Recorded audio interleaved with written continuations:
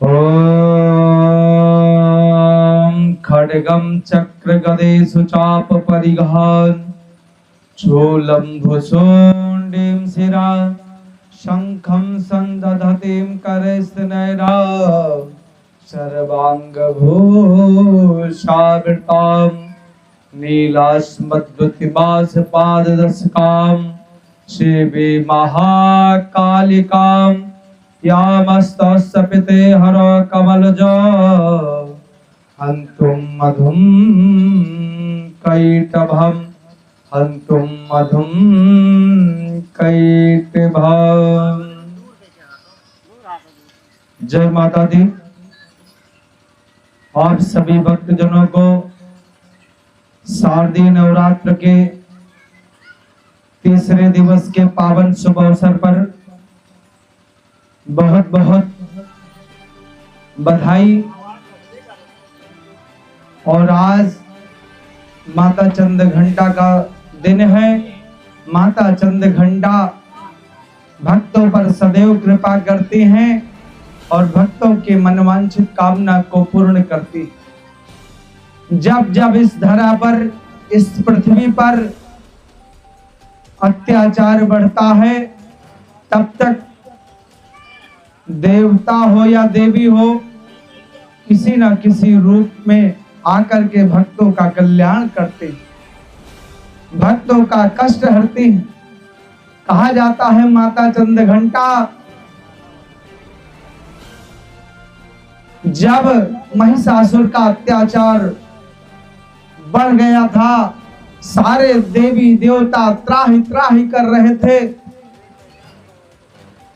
और इंद्रादिक देवता गिर कंदराओं में भाग भाग करके छिप रहे थे। एक दिन इंद्र को ये जब एहसास हुआ कि इस महाबलशाली दैत्य का उद्धार कौन कर सकता है, इसका वध कौन कर सकता है, तो सारे देवता यम वरुण अग्नि इंद्रादिक देवता मिलकर के ब्रह्मा जी के पास पहुंचे और ब्रह्मा जी से निवेदन किया कि हे पितामह, ये जो राक्षस महिषासुर है हम सबको काफी परेशान किए हुए हैं, हम सबका कल्याण करो, कब तक भाग भाग करके छिपेंगे। तब ब्रह्मा जी भगवान विष्णु के पास पहुंचे और पहुंच करके निवेदन किया तो भगवान विष्णु ने कहा कि भोलेनाथ जी के पास चलना चाहिए। तो भगवान भूत भावन भोले भंडारी के पास पहुंचे। ब्रह्मा विष्णु और सारे देवता मिलकर के भगवान भोलेनाथ को प्रणाम किया। सौराष्ट्र देशे विशदेतिरम में ज्योतिर्मयं चंद्रकलावतंसं भक्ते प्रदाना य कृपावतीर्णं तम सोमनाथ शरणं प्रपद्ये।